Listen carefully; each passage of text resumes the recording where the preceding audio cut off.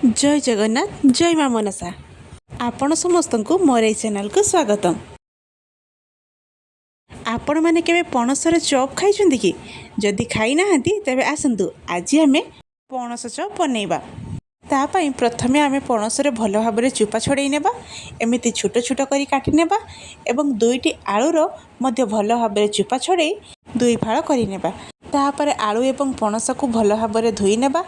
गोटे प्रेसर रे आलू एवं पणस को देबा से स्वाद अनुसार लुण गोटे चामच हलदी गुंड एवं अधा कप पानी दे तार दुईटी सीटी मारिया पर्यंत छाड़ीदेबा। दुईटी सीटी आसिया पर आम गैस को बंद करदेबा। एबे देखंतु आलू एवं पणस भल भाव सिझी जाइछि ताकू चकटी नेबा।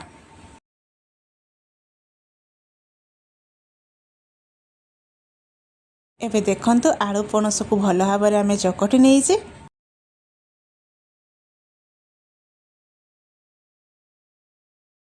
एबे चलतु गोटे बड़ पियाज को छोट छोट करी काटी नेबा। 7-8 कोला रसुण एवं अल्प टिके अदा को आमे छेची नेबा। एबे गैस रे गोटे कढ़ाई बसिबा से 2 चामच तेल देबा। तेल भल भाव गरम होला परे गोटे चामच जीरा देबा।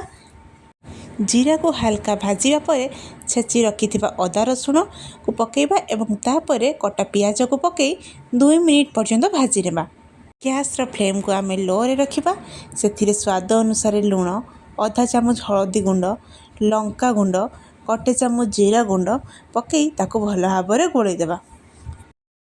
एबे देखंतु मसला आमर भल भाव कषि जाइछि। से सिझी रखिथिबा आलू एवं पणस को पकेइबा। एबे मसला सह आलू पणस को भल भाव गोलई देबा।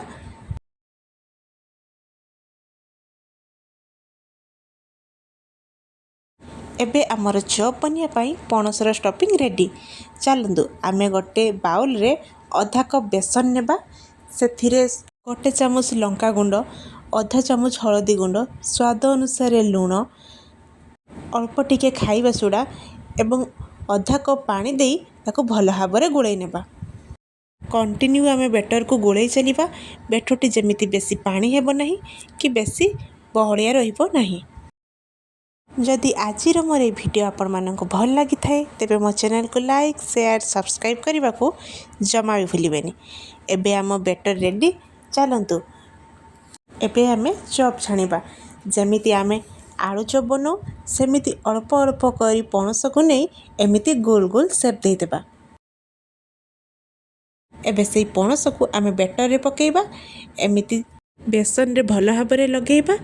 देखंतु आगरु आमे गैस रे गोटे कढ़ाई बसी से रिफाइन तेल दे तेल को भल भाव गरम करि नेइथिलु एवं सेही गरम तेल रे आमे चॉप गुडी को एमिति छाणी नेबा।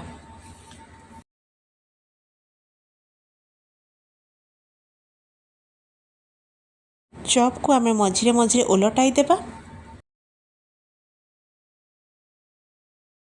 चॉप दुई साइड ब्राउन कलर हैला परे ताकू आमे गोटे प्लेट को बाहर करि आनिबा।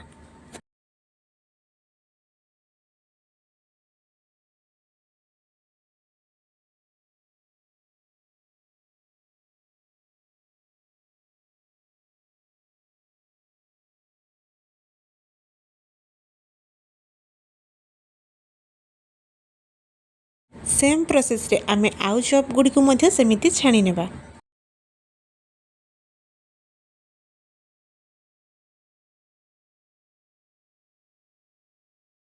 एबे हमर पणस चॉप रेडी।